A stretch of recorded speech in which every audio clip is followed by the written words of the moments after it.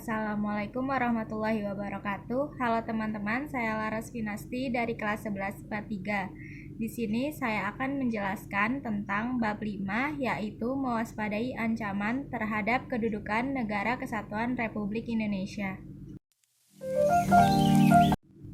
Subbab A, menelaah ancaman terhadap integrasi nasional.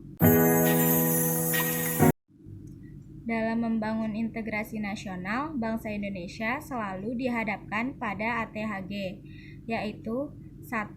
Ancaman, merupakan suatu hal atau usaha yang bersifat mengubah atau merombak kebijaksanaan yang dilakukan secara konsepsional, kriminal, serta politik. Yang kedua, tantangan, merupakan suatu hal atau usaha yang bertujuan atau bersifat menggugah kemampuan. Yang ketiga, hambatan, merupakan suatu hal atau usaha berasal dari diri sendiri yang bertujuan melemahkan atau menghalangi secara konsepsional. Yang keempat, gangguan, merupakan usaha dari luar yang bertujuan melemahkan atau menghalangi secara tidak konsepsional. Ancaman bagi integrasi nasional tersebut datang dari luar maupun dari dalam negeri Indonesia sendiri dalam berbagai dimensi kehidupan seperti ideologi, politik, ekonomi, sosial budaya, serta pertahanan dan keamanan. Ancaman tersebut biasanya berupa militer dan non-militer. 1. Ancaman di bidang ideologi. Bangsa Indonesia belum sepenuhnya terbebas dari pengaruh paham lainnya, misalnya pengaruh liberalisme.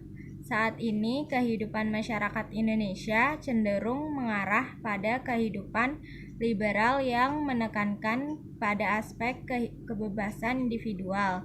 Globalisasi ternyata mampu meyakinkan masyarakat Indonesia bahwa liberalisme dapat membawa manusia ke arah kemajuan dan kemakmuran. Akan tetapi, pada umumnya pengaruh yang diambil justru bernilai negatif. Misalnya gaya hidup yang diliputi kemewahan, pergaulan bebas, dan sebagainya. 2. Ancaman di bidang politik. Ancaman di bidang politik dapat bersumber dari luar negeri maupun dalam negeri. Dari luar negeri, ancaman di bidang politik dilakukan oleh suatu negara dengan melakukan tekanan politik terhadap Indonesia. Intimidasi, provokasi, atau blokade politik merupakan bentuk ancaman militer berdimensi politik yang sering kali digunakan oleh pihak-pihak lain untuk menekan negara lain. Ancaman yang berdimensi politik yang bersumber dari dalam negeri dapat berupa penggunaan kekuatan dalam bentuk pengerahan massa untuk menumbangkan pemerintah yang berkuasa. Bentuk lain yang digunakan adalah menggalang kekuatan politik untuk melemahkan kekuasaan pemerintahan. Selain itu, ancaman separatisme merupakan bentuk lain dari ancaman politik yang timbul dari dalam negeri. 3. Ancaman di bidang ekonomi. Globalisasi perekonomian di satu pihak akan membuka peluang pasar produk dari dalam negeri ke pasar internasional secara kompetitif. Sebaliknya, juga membuka peluang masuknya produk-produk global ke dalam pasar domestik. Hal tersebut tentu saja menjadi keuntungan juga menjadi ancaman bagi kedaulatan ekonomi suatu negara. Adapun pengaruh negatif globalisasi ekonomi yang dapat menjadi ancaman kedaulatan Indonesia, khususnya dalam bidang ekonomi diantaranya sebagai berikut. A. Indonesia akan dibanjiri oleh barang-barang dari luar negeri. B. Cepat atau lambat perekonomian negara kita akan dikuasai oleh pihak asing. C. Timbulnya kesenjangan sosial yang tajam sebagai akibat dari persaingan bebas. 4. 4. Ancaman di bidang sosial budaya. Ancaman yang berdimensi sosial budaya dapat dibedakan atas ancaman dan ancaman dari luar. Ancaman dari dalam didorong oleh isu-isu kemiskinan, kebodohan, keterbelakangan, dan ketidakadilan. Isu tersebut menjadi titik pangkal timbulnya permasalahan seperti separatisme, terorisme, kekerasan, dan bencana akibat perbuatan manusia. Isu tersebut akan mengancam persatuan dan kesatuan bangsa, nasionalisme, dan patriotisme. Ancaman dari luar timbul sebagai akibat pengaruh negatif globalisasi, di antaranya sebagai berikut: munculnya gaya hidup konsumtif yang selalu mengkonsumsi barang-barang dari luar negeri, munculnya sifat hedonisme, adanya sikap individualisme, munculnya gejala westernisasi. 5. Ancaman di bidang pertahanan dan keamanan. Ancaman militer adalah ancaman yang menggunakan kekuatan bersenjata dan terorganisasi yang dinilai mempunyai kemampuan membahayakan kedaulatan negara, keutuhan wilayah, dan keselamatan segenap bangsa. Ancaman militer dapat berupa agresi atau invasi, pelanggaran wilayah, pemberontakan bersenjata, sabotase, spionase, aksi teror bersenjata. Ancaman keamanan laut dan udara. Gangguan keamanan di laut dan udara merupakan bentuk ancaman militer yang mengganggu stabilitas keamanan wilayah nasional Indonesia. Sub B. Strategi mengatasi berbagai masalah ancaman terhadap Ipolexosbudhankam dalam membangun integrasi nasional. 1. Strategi mengatasi ancaman di bidang ideologi dan politik. Untuk mencapai hal tersebut, bangsa Indonesia harus segera mewujudkan hal-hal sebagai berikut. Yang A. Mengembangkan demokrasi politik. B. Mengaktifkan masyarakat sipil dalam arena politik. C.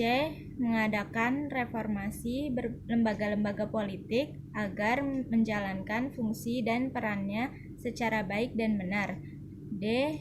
Memperkuat kepercayaan rakyat dengan cara menegakkan pemerintahan yang bersih dan berwibawa. E. Menegakkan supremasi hukum. F.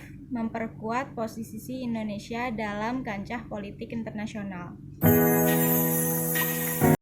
2. Strategi mengatasi ancaman di bidang ekonomi.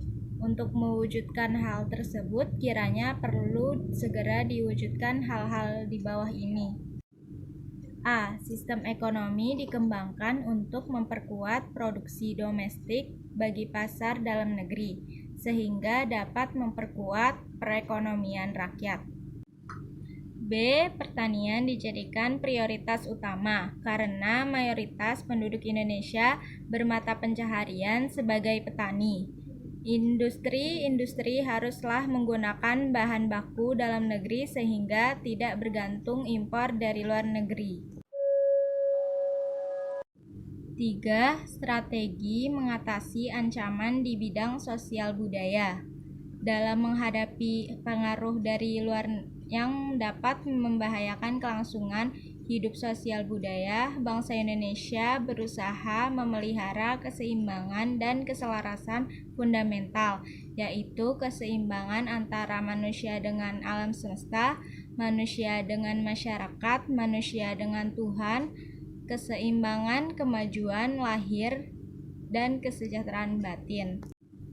Kesadaran akan perlunya keseimbangan dan keserasian melahirkan toleransi yang tinggi sehingga dapat menjadi bangsa yang berbineka dan bertekad untuk selalu hidup bersatu. 4. Strategi mengatasi ancaman di bidang pertahanan dan keamanan. Ancaman militer akan sangat berbahaya apabila tidak diatasi. Oleh karena itu, harus ditetapkan strategi yang tepat untuk mengatasinya. Sistem pertahanan dan keamanan yang bersifat semesta merupakan pilihan yang paling tepat bagi pertahanan Indonesia yang diselenggarakan dengan keyakinan pada kekuatan sendiri, serta berdasarkan atas hak dan kewajiban warga negara dalam usaha pertahanan negara. Sistem pertahanan dan keamanan negara yang bersifat semesta bercirikan berikut. A. Kerakyatan, yaitu orientasi pertahanan dan keamanan negara yang diartikan oleh dan untuk kepentingan seluruh rakyat. B. Kesemestaan, yaitu seluruh sumber daya nasional didayagunakan bagi upaya pertahanan. C. Kewilayahan, yaitu gelar kekuatan pertahanan dilaksanakan secara menyebar di seluruh wilayah Negara Kesatuan Republik Indonesia sesuai dengan kondisi geografis sebagai negara kepulauan. Sekian penjelasan dari saya tentang bab 5, yaitu mewaspadai ancaman terhadap kedudukan NKRI. Kurang lebihnya mohon maaf apabila ada kesalahan dan kekurangan. Semoga bermanfaat. Wassalamualaikum warahmatullahi wabarakatuh.